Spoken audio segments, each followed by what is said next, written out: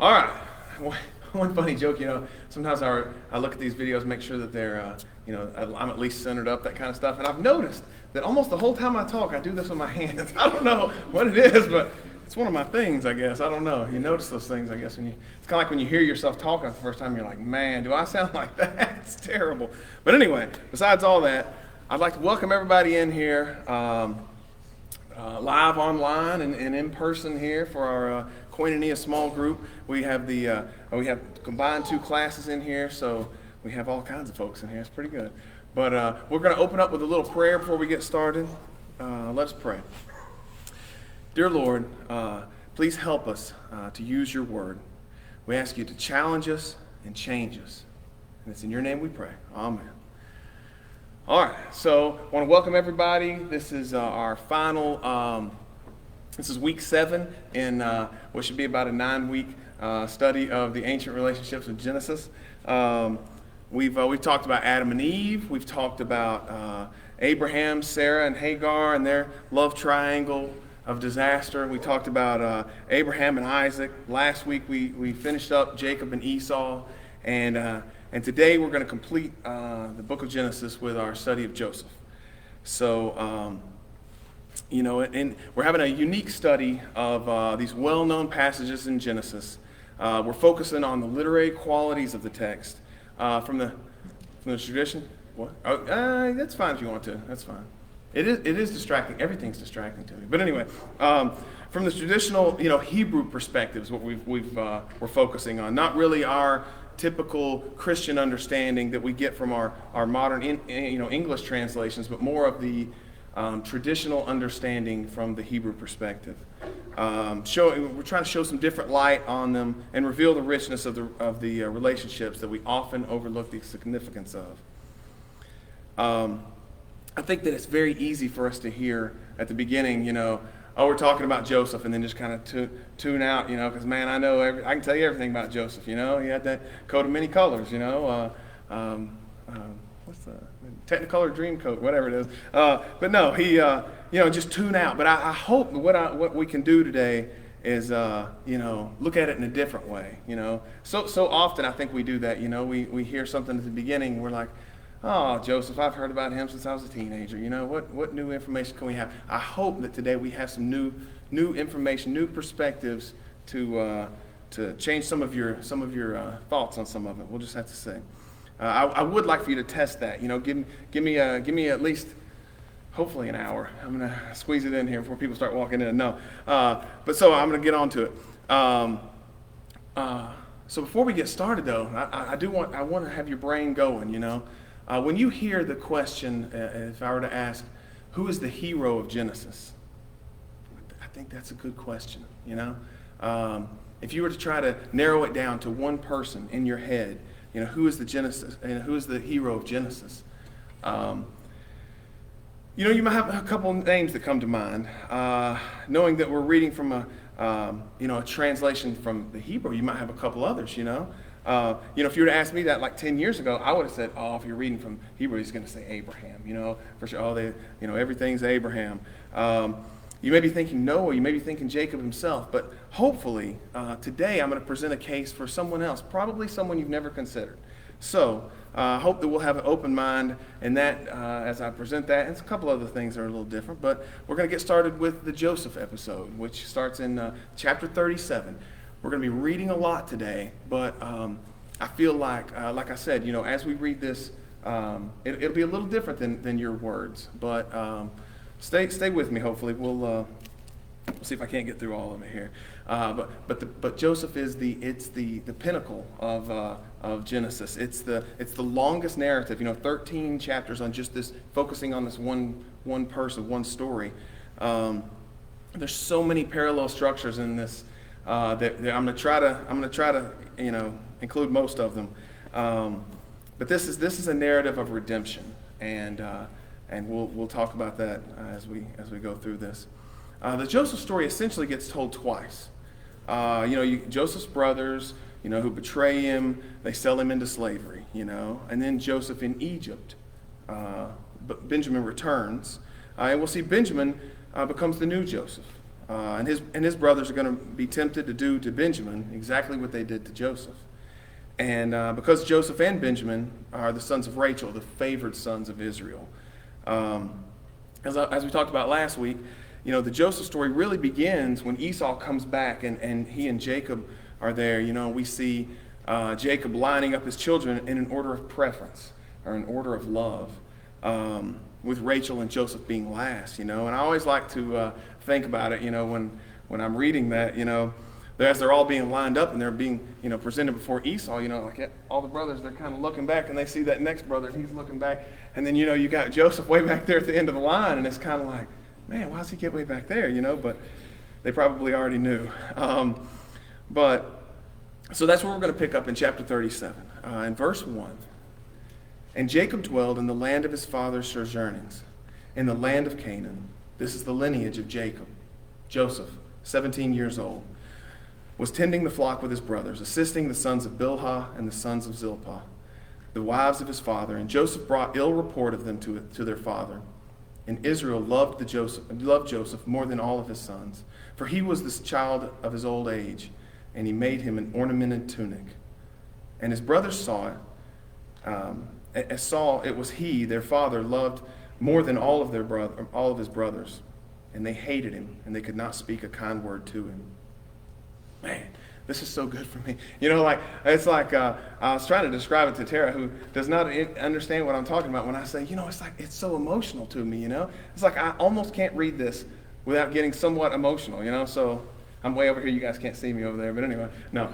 But it is such a strong story with such strong feelings for me. I was telling her, I was like, it's like when you watch Braveheart, and he's there, he's got to get. And she's like, it doesn't make any sense to me, I don't know. But hopefully there's something that the story of Christ on the cross should bring emotions to us, For me in Genesis, this is or even in the Old Testament, this is the story that is just so strong. But the chapter starts with, this is the lineage of Jacob, Joseph, 17 years old. Our focus immediately is placed on Joseph. It doesn't talk about Reuben, doesn't talk about Simeon. It just goes right to Joseph. I can't imagine, like if I were recording the lineage of Wesley Brackett, Lincoln Brackett, 19 years old. And you're like, whoa, you left out all kinds of people. He leaves out even more, So it's just crazy. I don't know. But in this entire narrative, it's not really the story of the 12 sons of Israel. It's more of a story of Joseph and his brothers. And that's the way that we'll see it. The entire focus is on Joseph. When you have a passage read to you, you'll often pay attention to the line, because Joseph brought ill report to them, to his father of them. And I think we commonly take that line and we look at it like the youngest brother being a snitch, And I myself have presented it like that before, And we'll hold that up as a possibility. But is this a brother who favored his father, and in order to keep himself in his father's good grace, is that what he does? You can hold on to that, the idea of Joseph being the snitch at this point. Because for me, I think that later on in the text we're going to answer that question. I think we're going to come up with an alternative, a possible alternative viewpoint. We commonly think the brothers hate Joseph because of his ornamented tunic, are the words that are used here. But I think that the text shows that the tunic itself is just a representation of his favored status. They hate him because of it too. But I mean, it's other things. Verse 5. And Joseph dreamed a dream and told it to his brothers, and they hated him all the more. And he said to them, "Listen, pray to this dream that I have dreamed. And look, we were binding sheaves in the field. And look, my sheaf arose and actually stood up. And look, your sheaves drew round and bowed to my sheaf." And his brothers said to him, "Do you mean to reign over us? Do you mean to rule us?" And they hated him all the more for his dreams and for his words. So some very interesting things going on here. What Joseph will go on to be known for isn't a dreamer, but a reader of dreams. And here in the beginning of this narrative, we see that Joseph himself is a dreamer. And the question's always asked, why is he telling them this dream? Like these guys who already hate you, here you are in this pretty jacket, you're coming and you're saying, I have this dream where you guys bow down to me. What do you guys think about that? There's two ways of understanding it, I think. The first one is he's being mean. He's tormenting them. He's teasing them, you know. He's, hey guys, listen to this dream about all your sheaves bowing down to my sheaf, you know. Gee, brothers, what do you guys think this could possibly mean? And we're told they hated him all the more. But there may be a second understanding, a more charitable one for Joseph. Maybe he really is just curious. Perhaps he reads this, or he dreams this, and he doesn't really know what to make of the dream. He's not a dream reader at this point. We don't get his response to the dreams. He only asks the question, and he leaves it open. You know, for me, a 17-year-old boy, that's how we have to see Joseph at this point. You know, I've raised 3 17-year-old boys. And I know, and I myself were a 17-year-old boy, so I know 17-year-old boys, and they're not always thinking when they're talking, you know. I think that's understanding. I like to keep that in mind. I like to keep him as this 17-year-old boy. Did you say I'm still a 17-year-old boy? Is that the joke there? Lisa, sit on a different row if you can't. Calm down. Oh, it just keeps going. Anyway, 17 could be one of the peaks of it. But anyway. But I want you to keep that in mind as we look at Joseph in this part of the story. You know, he's this young guy, you know, and he's not 10, and he's not 12, and he's not 14, but 17. You know, I always like to think of that. They don't think before they start talking. You know, you think of Grayson, you think of Caden, you think of all these people, you know, at that age. They feel like they know all these things, you know, but like we know as elder adults, we know better, you know. They know some things. They don't really always know what they're talking about. So kind of keep that in mind a little bit. Maybe he's not being so, look what's going on here, you know.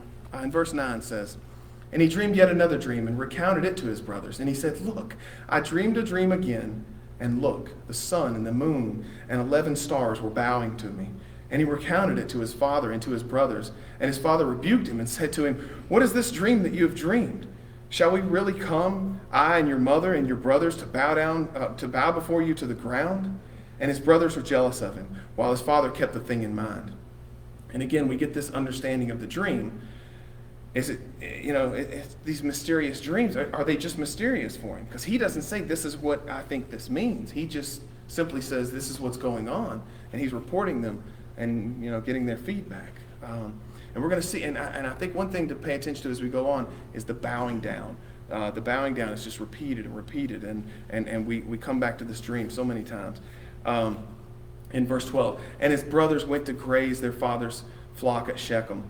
And Israel said to Joseph, you know, your brothers are pasturing at Shechem. Come, let me send you to them. And he said to him, Hanani. And here's that phrase again. Here I am. We've been focusing on it as we're reading through. Here I am, Father. Here I am in your presence before you. And he said to him, go, pray to see how your brothers fare and how the flock fares, and bring me back word. So now maybe we see why he's bringing back ill report. But what's actually happening is, you know, Joseph's not just going out there snitching on him. He's being sent out. You know, somewhat, I kind of like to look at it kind of like a foreman. You know, he's out there, he's keeping up with what they're doing, he's going back and reporting it. You know, maybe nothing happens of the good reports, maybe all they focus on is the bad reports. And of course, they know who told it. It's the guy with the ornamented tunic who's not doing any work, you know. But like, I kind of give him a break on that a little bit once we get to this part, because, you know, maybe he's just doing what his father told him. He's trying to keep in his father's good graces. You know, and so maybe that's you know, a possible reason for his snitching as we look at it. He's just doing this duty on behalf of his father. And of course he goes and he looks for his brothers. And in verse 18, and they saw him from afar before he drew near them, and they plotted against him to put him to death. And they said to each other, here comes that dream master. And so now let us kill him and fling him into one of the pits. And we can say, a vicious beast has devoured him, and we shall see what comes of his dreams. And I find this moment to be, unbelievable. You know, notice that they're all speaking together. Each said to each other. It's as if they're speaking in a unified manner. And that part's, you know, that part's something to keep in mind, because we saw that in the dream, all the sheaves are on one side and Joseph's on the other. And that's what plays out in the story for us. And this is kind of a transformation of the sibling rivalry. where we saw Jacob and Esau going at each other, like one-on-one. In this one, we see Joseph over here and everybody else over here, all the brothers, united against the one brother who is the beloved of his father, the one against the many. And verse 21 says, "And Reuben heard and came to his rescue and said, 'We must not take his life.' And Reuben said to them, 'Shed no blood. Fling him into this pit in the wilderness, and do not raise a hand against him, that he might rescue him from their hands to bring him back to his father.'" So it's very important here. First off, you have to realize that Reuben is the eldest. Whatever favoritism is being heaped on Joseph should really be going to Reuben, as the firstborn. We've seen that the law of the firstborn being reversed and corrupted all through, Genesis more times than it's normal, in the lineage of the patriarchs, over and over and over. Something happens to that firstborn, and it just messes up the line. And so we have Reuben, for some reason is trying to help Joseph here. The reason for this, I think, is Reuben betrayed his father right before this by sleeping with one of his concubines. So that hurts their relationship. It broke it to some degree. And so I like to think about what would happen if Reuben's plan actually worked. That's pretty good. What happens if we think about that? All the brothers over here versus Joseph, the one over here against all the brothers. And they fling him into the pit, and then Reuben rescues him and brings him back to his father's beloved son. What's going to happen to the rest of the brothers? What's going to happen to Reuben?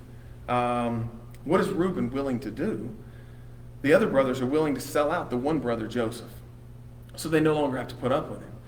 What is Reuben willing to do? He's willing to sacrifice the rest of them on behalf of Joseph to bring back his father's favor, to get back to his father's good graces. What is he willing to do? He's willing to sell out his brothers so that Reuben can stand there with Joseph, his father's beloved son, and perhaps get in on some of his father's favoritism. Some of the light that shines on Joseph maybe can then shine on Reuben, who of course has fallen out of his father's good graces. And we're going to go to verse 23.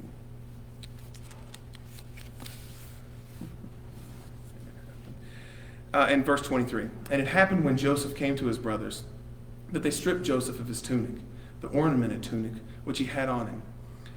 And they took him and they flung him in the pit. The pit was empty. There was no water in it. And they sat down to eat bread. And they raised their eyes and looked, and saw, and look, a caravan of Ishmaelites was coming from Gilead, their camels bearing gum and balm, and on their way to take down to Egypt. And Judah said to his brothers, 'What gain is there if we kill our brother and cover up his blood? Come, let us sell him to the Ishmaelites, and our hand will not be against him, for he is our brother, our own flesh.'" And it's important. And it's important to note here that it's Judah who's the one who wants to warn them that there's some kind of material gain in selling Joseph to Israel. I think we'll just keep that in mind, because as we continue on, it's important, at the end of the story. In verse 28.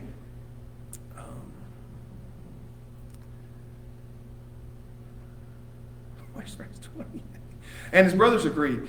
And Midianite merchantmen passed by and pulled Joseph up out of the pit and sold Joseph into the Ishmaelites for 20 pieces of silver. And they brought Joseph to Egypt. And Reuben came to the pit, and look, Joseph was not in the pit, and he rent his garments. And he came back to his brothers, and he said, 'The boy is gone, and where can I turn?' And they took Joseph's tunic and slaughtered a kid and dipped the tunic in the blood. And when they sent the ornamented tunic and had brought it to their father, and they said, 'This we found. Recognize, pray, it is your son's tunic or not.' And he recognized it, and he said, 'It is my son's tunic.'" So wow. So we think about that for a moment. They're showing this symbol of their father's favoritism back to him. And it's also a symbol of the brother's hatred to him and his favored status. And Jacob rent his clothes and put on sackcloth around his waist and mourned for his son many days. And all the sons and all the daughters rose to console him, and he refused to be consoled. And he said, "Rather I'll go down to my son in Sheol mourning." And his father keened for him. So think about that. Here he is in mourning for his beloved son. And all of his sons and all of his daughters try to come and they try to console him. And and he refuses to be consoled. I will go down to my son in Sheol mourning. And think about what he's rejecting here. He's rejecting the love of all of his children on behalf of his one beloved son. And it affects them. They're going to keep that in mind as the story goes on. And in verse 36, but the Midianites had sold him into Egypt to Potiphar, Pharaoh's courtier, the high chamberlain. And I'm going to skip all the way next to to chapter 42, finding Joseph in Egypt. But there are scenes which are very important to this, especially the Judah and Tamar scene. We see how mercenary Judah is, and it kind of sets up our perspective of him, I think, how unjust he is in not giving up his own son to marry Tamar. Just keep that in mind, that he is not, he's a very brash person at this point, making bad decisions, I would say. And the next time we see him, he's radically transformed in the text in chapter 22. We see him opening up. He's starting to see his own responsibility in the lives of others. Chapter 42. After Joseph has read all of Pharaoh's dreams, after he's become this high-ranking official, for me, one thing that I like to keep in mind is how he looks. It's very important, I think, how he looks. He's not just, their appearance could not be more opposite. You could spot a Hebrew walking down the street very easily. They dress distinctly. Their clothes, their hair, their beards, the way they kept everything was completely the opposite of Egyptians.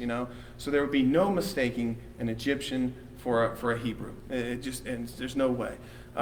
With their shaved heads and strange beard things in their clothes, and it's just you can't mistake them. And the fact that these people are speaking Egyptian, keep that in mind. When Joseph's speaking, he's speaking Egyptian. So everything about this, I think, when you see it, it's not he has on this disguise and he's just barely able to disguise his look from his brothers. He looks completely the opposite. And so now his brother's about to come to him. And in verse 1, and Jacob saw that there were provisions in Egypt, and Jacob said to his sons, why are you fearful? And he said, look, I have heard there are some provisions in Egypt. Go down there and get us provisions from there so that we may live and not die. And the 10 brothers of Joseph went down to buy grain from Egypt. But Benjamin, Joseph's brother, Jacob did not send with his brothers, for he thought lest harm befall to him. So there's a repetition in the pattern here. Benjamin, now being the favored son, all of you guys go. I really don't mind what happens to you, but I'm going to keep Benjamin here just to make sure he doesn't get hurt, is the way I kind of take that, We see this new structure. All of the brothers somewhat pitted against Benjamin, who has himself isolated. He's wanting to be held out of harm's way, And verse 5 says, and the sons of Israel came to buy provisions among those who came, for there was famine in the land of Canaan. As for Joseph, he was the regent of the land. He was the provider to all the people of the land. And Joseph's brothers came and bowed down to him, their faces to the ground. And Joseph saw his brothers and recognized them, and he played the stranger to them and spoke harshly to them and said to them, where have you come from? And so we notice here, they bow down to the ground. If you remember the details, this is specific from his dreams. When all the sheaves bow down to the one sheaf. And we see the same image of bowing down repeated again and again and again. And verse 8 says, and Joseph recognized his brothers, but they did not recognize him. And Joseph remembered the dreams he had dreamed about them and said to them, you are spies. To see the land's nakedness you have come. And they said to him, no, my lord, for your servants have come to buy food. We are all the sons of one man. We are honest. Your servants would never be spies. And he said to them, no, for the land's nakedness you have come to see. And it's a weird accusation, I think, that he comes, and that's the first thing he says. You are spies. What does this have to do with the previous episode? Because as we go on, everything's parallel, everything's reset, it's retold. The second part of Joseph's story is just a playing out of the first part. He needs them to see their misdeeds. He needs them to replay that drama one more time to get them to stop, and his goal is to get them to turn back from their ways. This, like we said, this is a story of redemption. To see their error. So why is he accusing them of being spies? Excuse me, Wes, did you say how much time had between? I didn't say that. I'm just curious if it says, the scripture says. I'm going to call it 7 years, but I do not know that. That's a good question. 22 years is what I meant. That's right. No, we're going with that. It definitely has to be some time. He immediately identifies them before they even say anything, but just immediately identifying them, he already knew where they were from. He knew they were from Canaan just by the way they looked and everything. But he's a man now for sure. He is they see him dressed like the Pharaoh.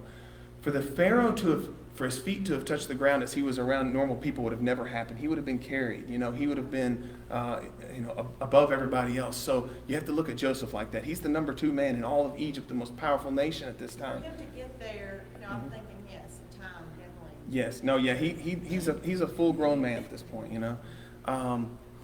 So why is he calling them spies? Is that not what they called him? When his father would send him out to bring ill report, what is he accusing them of? He's accusing them of being spies. It's a replay of the first story. They accused him of being a spy. And verse 13 says, 12 brothers your servants are. We are the sons of one man in the land of Canaan. And look, the youngest is now with our father, and one is no more. And Joseph said to them, that's just what I told you. You are spies. In this you shall be tested by Pharaoh. And I want you to pay attention to the close details here. You're going to get 2 stories here. I think that this is a perfect replication of what we previously saw, starting in 15 there. You shall not leave this place unless your youngest brother comes here. Send one of you to bring your brother, and as for the rest of you, you will be detained, and your words will be tested as to whether the truth is with you. And if not, by Pharaoh you must be spies. And he put them under guard for 3 days. And Joseph said to them on the 3rd day, do this and live, for I fear God. If you are honest, let one of your brothers be detained in this very guard house, and the rest of you go forth and bring back provisions to stave off the famine in your homes. And your youngest brother you shall bring to me, that your words may be confirmed, and you need not die. And so they did. Okay, so there's a very interesting change in the strategy here. First, he tells them that you're going to go, one's going to go, and the rest will stay.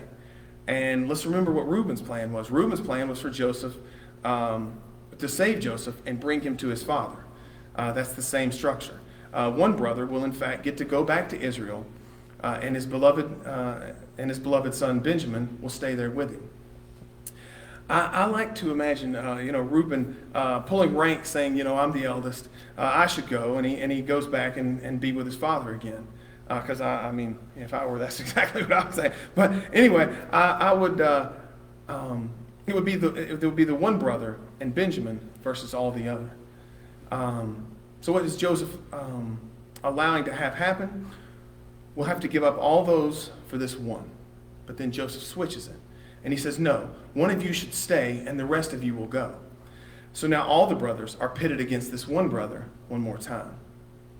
And so he changes the strategy in this way, and in which it plays out, it's similar to the first 2.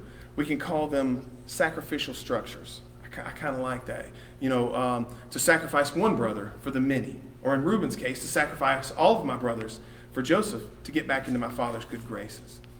And verse 21 says, and they said each to his brother, alas, we are guilty for our brother whose mortal distress we saw when he pleaded with us, and we did not listen. This is why the distress has overtaken us. The plan is working. The brothers are recognizing already what they've done to Joseph. It's coming to bear here in verse 22. Then Reuben spoke out to them in these words, didn't I say to you, commit no offense through the boy? And you would not listen. And now his blood is requited. So it's the same. In the first story, they all speak together with one voice. And then the one voice singles himself out as Reuben's. It's the same pattern here. They all speak with one voice. Reuben speaks out one more time and even says, look, this blood is requited. And of course, Joseph recognizes all this and he weeps. And he gives orders that they fill their bags with grain and silver And the brothers recognize this, and they're horrified, once they find that silver in there. And now they'll be accused of being spies, which they're accused of being thieves is actually what they are. Joseph is reminded here that he was sold into Egypt for exactly the same thing, for money. It is being put right back into their bags. They report back to Israel, their father, what happened in Egypt and how they left Simeon there. In order to get him back, there must be this exchange. There has to be this sacrifice. We must bring back Benjamin in order to bring back Simeon. And Israel's response is unbelievable. Verse 36. And Jacob their father said to them, "Me you have bereaved. Joseph is no more, and Simeon is no more, and Benjamin you would take. It is I who bear it all." And Reuben spoke to his father, saying, "My 2 sons you may put to death if I do not bring him back to you. Place him in my hands, and I will return him to you." And so what do we see? Reuben is working so hard to get back in his father's good graces. And if I don't bring him back, you can kill your 2 grandsons. For me, that's an absurd offer. Like he would never, that sounds good. He's basically saying, I would sacrifice my 2 sons on behalf of Benjamin. And of course that's not going to work. He's never going to go with that. Verse 38 says, and he said, "My son shall not go down with you, for his brother is dead, and he alone remains. And should harm befall him on the way you are going, you would bring down my gray head in sorrow to Sheol." He couldn't be consoled. It's a complete replay of the Joseph story. And of course we know that he will go back. We know that they bring Benjamin with them in chapter 43. And the famine grew grave in the land. And it happened when they had eaten up the provisions they had brought from Egypt, that their father said to them, "Go back, buy us some food." And Judah said to him, saying, "The man firmly warned us, saying, 'You shall not see my face unless your brother is with you.' You can't get into me unless your brother is with you. If you're going to send our brother with us, we may go down and buy food. If you're not going to send him, we will not go down. For the man said to us, 'You shall not see my face unless your brother is with you.' And Israel said, 'Why have you done this? Why have you done me this harm? To tell the man you had another brother.'" And I think that's a pretty good, why did you have to tell him you had another brother? I think that's what anybody would say. Why would you tell him about Benjamin? In verse 11, he takes it back. He has to, and if it must be so, do it. And they go back. And they take double the silver that they had been given in their sacks, and they bring Benjamin to Joseph. They meet Joseph one more time. They try to explain how they got the silver in the bags, and that they brought back even more silver. And in verse 23, and he said, "All is well with you. Do not fear. Your God and the God of your father has placed treasure for you in your bags. Your silver has come to me." And he brought Simeon out to them. And the man brought the men into Joseph's house.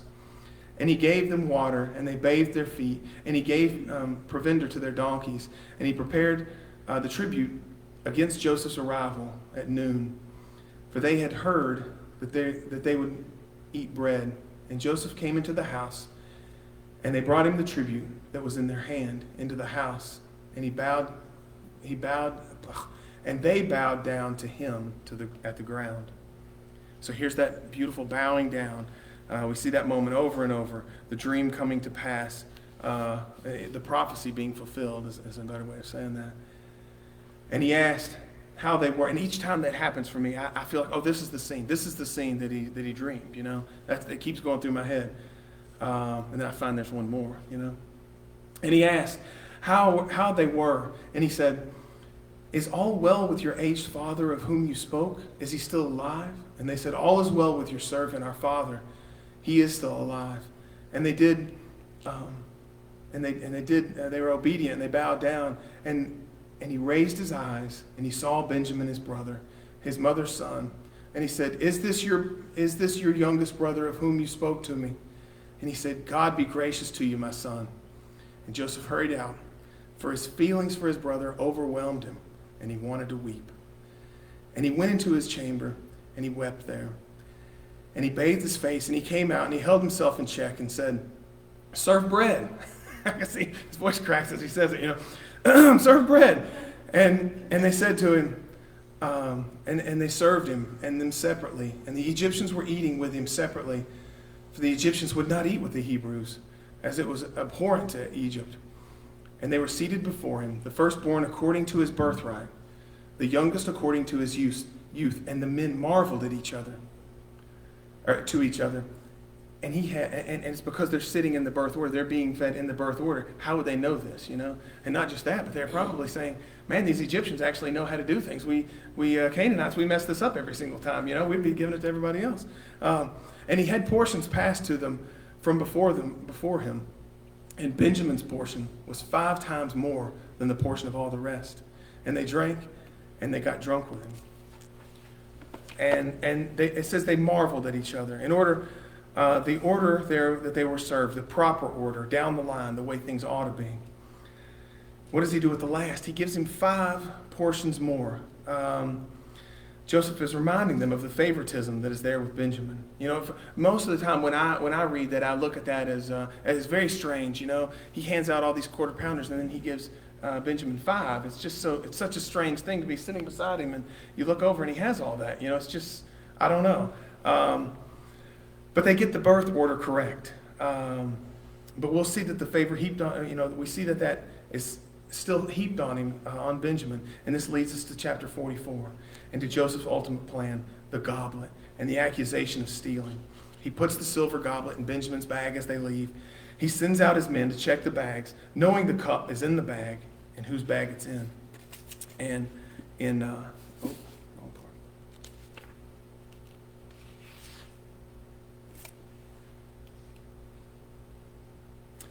verse 8 in chapter 44. How then could we steal from your master's house silver or gold? He of your servants with whom it be found shall die. And what's more, we shall become slaves to our Lord. None of us would do this, is the immediate response. We've done some bad things in the past, but come on. Like, we're going to be stealing from you guys? Come on. None of us would do this to our master. I also see it as they're sitting at that table. A lot of the focus would be on Joseph, who would be seated higher than them. He's seated at a different table, but he's seated much higher. And they would see his goblet from there, and it would be a thing of beauty that they would all look at, Who would steal that goblet?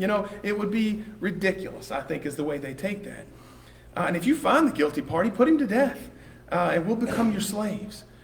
You see, that is both of Joseph's story. When they think Joseph either dies or they sell him into slavery, saying the one will be put to death and we shall go into slavery. And then in verse 10, and he said, even so, as by your words, let it be. He with whom it be found shall become a slave to me, and you shall be clear.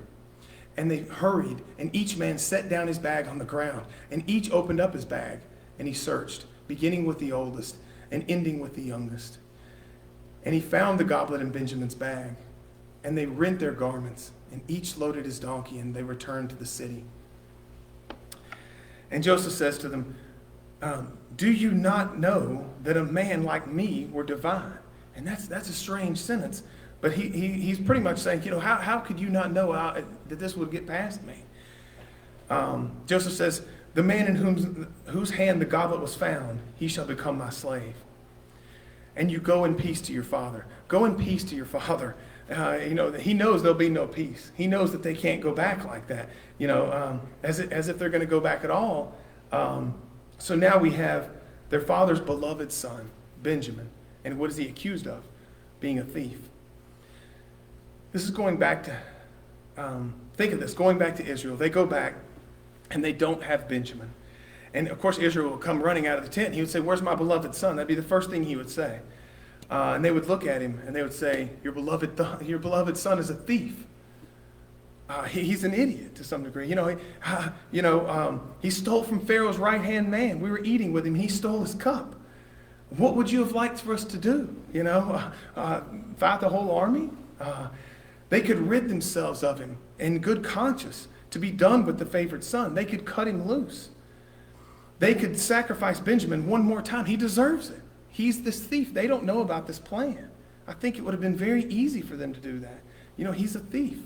They could sacrifice him to restore the perfect order that their house, that it should have had this whole time. Where there were no favorites, no beloved son, where those two sons are always being named, as the only sons that matter or exist at all. This is their temptation, to sacrifice Benjamin in a justified way. They can go home to their father in peace, to leave him there, and to prove to their father, look how wrong you were about favoring this son the whole time anyway. It would be so easy for him to sacrifice Benjamin here and to justify doing so, to leave him in Egypt. But for some reason, Judah can't do it. He starts telling Joseph the backstory in verse 27. Man, we're going to get good here. Okay. All right. And your servant, your father said to us, you know that two did my wife bear me, and one went out from me. Oh, hold on. Did I skip something?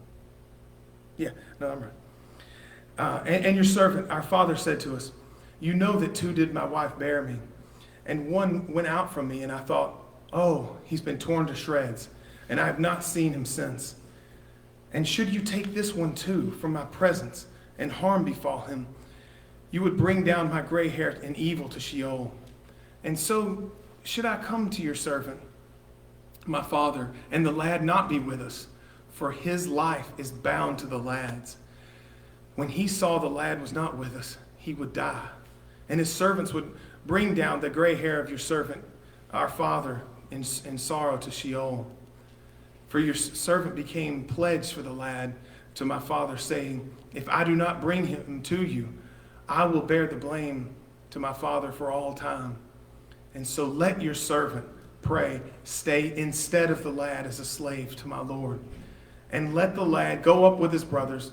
For how shall I go up to my father if the lad not be with us? Let me see not the evil that would find out from my father. In all of these sacrificial systems, at this very moment, of the many brothers set against one, of the Reuben structure, where taking the brothers, the two brothers against the many, of all these exchanges that seem to be going on, the sacrificing the brothers to reestablish order, Judah, right here at this moment, we see it all crumbling down. Because what undoes the sacrificial system of thinking of oneself at the expense of others is completely undone by self-sacrifice. Judah, in his beautiful end to this redemption narrative, the one who recommended that they sell Joseph into slavery, takes on slavery himself. And he takes on slavery on himself on behalf of one that he assumes is guilty. He sacrifices himself for really a stunning reason, and that is for the love of his father. So let's put this in context for the love of his father. He sacrifices himself for his father because he knows his father's love. His father loves Benjamin more than he loves Judah. Let's think about that for a moment, what this self-sacrifice means. To offer up on behalf of his love for his father because his father loves another more than he loves him. The more I read Genesis, the more I study Joseph's story, I see Judah as the hero of the story and of the whole book. As we go on through the Old Testament, we see the focus of the line of Judah as it goes on, and I think sometimes we don't understand why that is. This is why it is right here. This, chapter 44, verse 33 is exactly he self-sacrifices himself. Think about the love that he has for his father, to fear that he would go down to Sheol mourning, to be able to swallow all of the rivalry, all of the enmity that he has, the enmity that he has for his brother, and all the favoritism that his father's been heaping on Joseph and heaping on Benjamin all this entire time.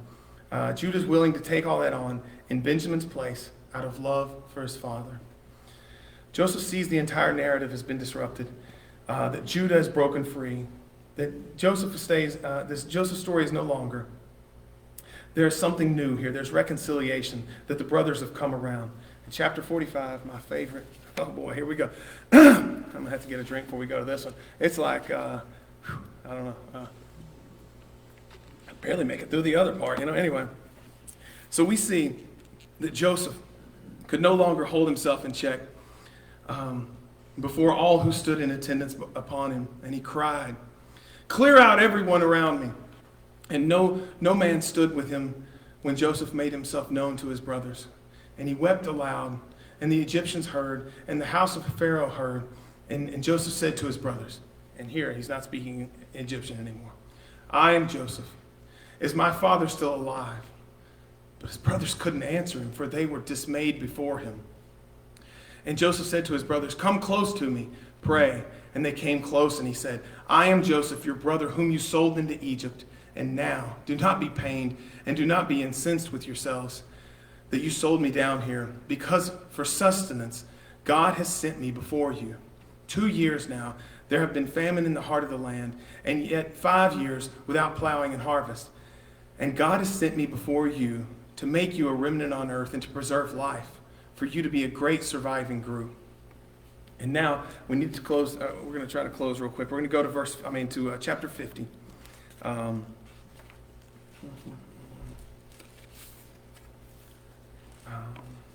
And we're going to see the reunion. The brothers are unsure. Their father has died, and they've come back together one more time.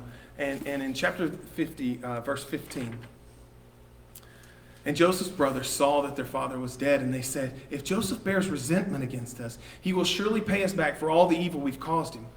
And they charged Joseph, saying, 'Your father left a charge before his death, saying that thus shall you say to Joseph, we beseech you, forgive, pray, the crime and the offense of your brothers. For evil they have caused you, and so now forgive, pray, the crime of the servants of your father's God.'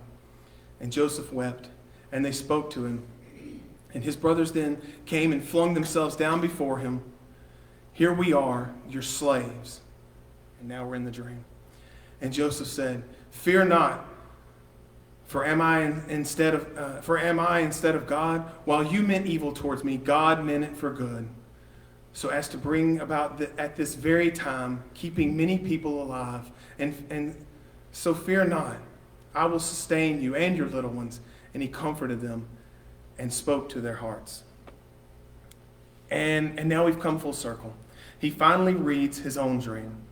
It was never about being about mastery or about being a lord. The dream the entire time was about sustenance, about one brother, Joseph, keeping the others alive. He rejected their dream about the Lord and the master, and he offers them his understanding of the dream, this dream of sustenance, that Joseph will take care of them. He understands now. And in verse 22, "And Joseph dwelled in Egypt, he and his father's household, and Joseph lived 110 years. And Joseph saw the generations of his sons from Ephraim, and the sons of Machir, son of Manasseh, were born on Joseph's knees. And Joseph said to his brothers, 'I am about to die, and God will surely single you out and take you up from this land and the land he promised to Isaac and Jacob.' And Joseph made the sons of Israel swear, saying, 'When God indeed singles you out, you shall take up my bones from this place.' And Joseph died 110 years old, and they embalmed him, and he was put in a coffin in Egypt."